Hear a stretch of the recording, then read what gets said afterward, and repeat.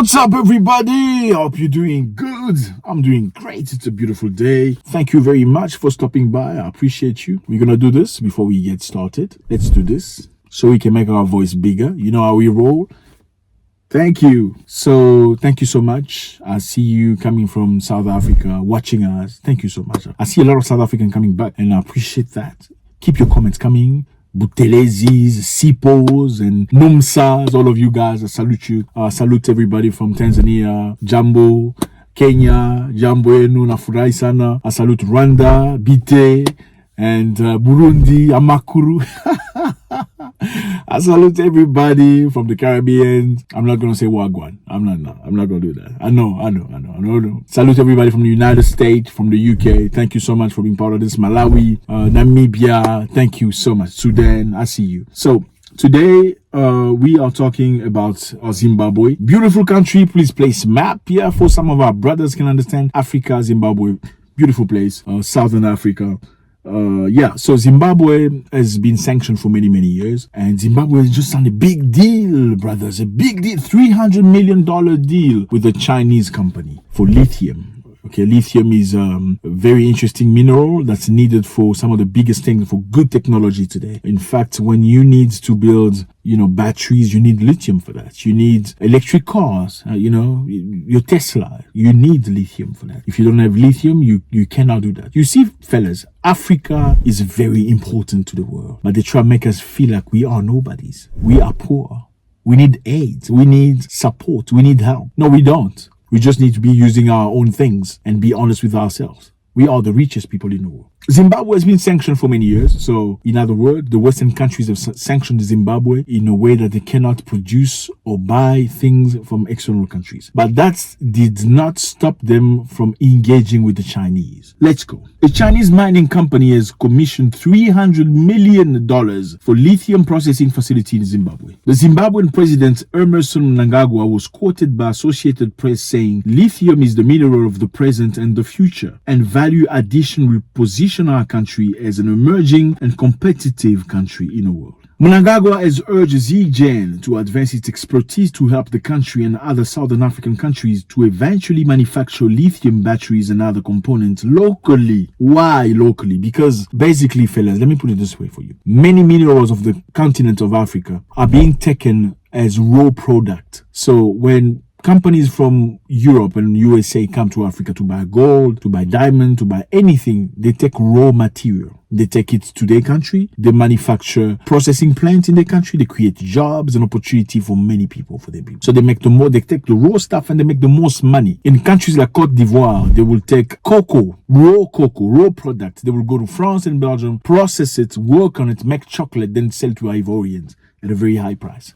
Your own stuff you don't produce in your country. It is produced in a foreign country and sold to you at the highest price possible. So the Zimbabweans have finally accepted a foreign country, that is a Chinese country, to come to the country, make an investment, build a processing plant, and start working from Zimbabwe. What is the goal of this? By creating a processing plant in Zimbabwe, you are creating opportunities for Zimbabweans. You are giving them an opportunity to work. You are giving them a possibility to enrich themselves, to get jobs, to get money. Mnangagwa was cited by Reuters as saying that the country expects that significant hard raw lithium resources to help revive its economy. In 2022, Zimbabwe imposed a ban on export on raw lithium from its mine to capitalize on surging global demand and price for key components in electric vehicle. Okay, so let me put it this way for you. Zimbabwe has been under sanctions for longest time, okay?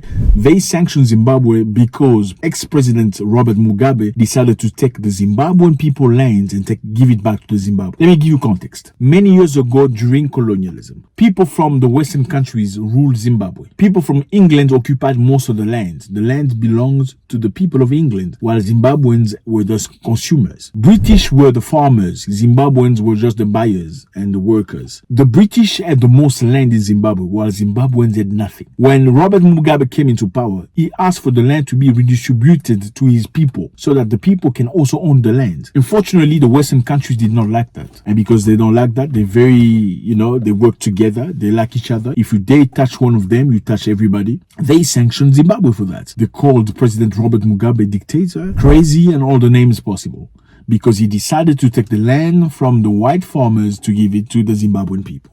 Zimbabwe was hit with sanctions, destabilizing completely the country economically. The Zimbabweans could not live in those conditions because Zimbabwe could not buy from external countries, Zimbabwe could not export, Zimbabwe could not import. Many people thought the sanctions were applied because of the president. Unfortunately, the president has been gone for the longest time. He doesn't exist anymore. He's been 6 feet under for the longest time. But the sanction prevailed. How do you explain that? So they say the sanction was because of the President Mugabe, that was not a nice person as per them. But he's not been alive for the longest time. The country is still sanctioned.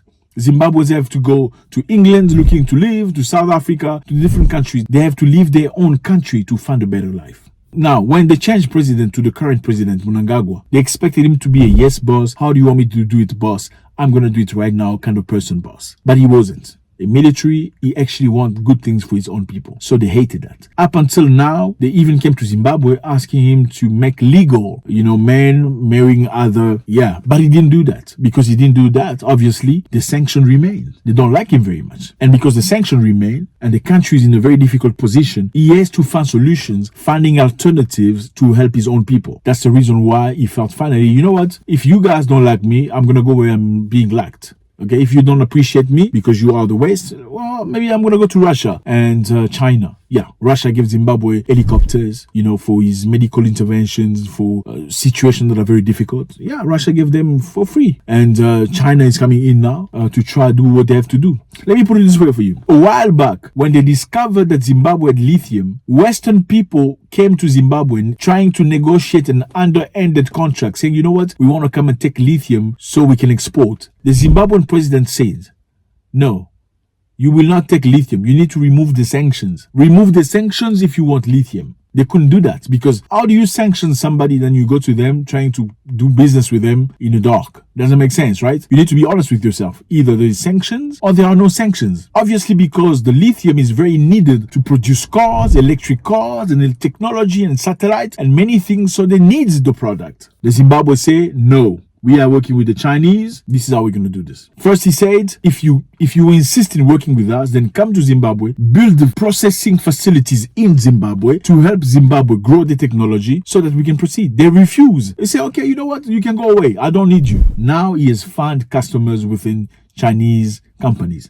The Chinese are coming to Zimbabwe. They're going to build a processing facility in Zimbabwe, allowing Zimbabweans to learn the trade, to learn the technology, and to acquire the money that they duly deserve. Fellas, these people try to play with us all the time. This is not the first time such thing has happened. In Nigeria, a while back, Elon Musk went looking for lithium. There is lithium in Nigeria too. And Nigerians said to him, Elon Musk, we appreciate you and your Tesla thing. However, if you want our lithium, you're going to have to come here and build a processing facility in Nigeria. You're not going to take raw stuff and take it with you. No, we're not going to allow that anymore. Come and build a facility here. Build facilities here that will help our people grow and learn. He refused. The Nigerian said, you know what, bye-bye. Now, you let me know how you feel about this. I appreciate you guys once more. Was that a good decision for the president of Zimbabwe to turn to the Chinese to have a fair deal or something that looks like a fair deal? $300 million for a processing facility in Zimbabwe.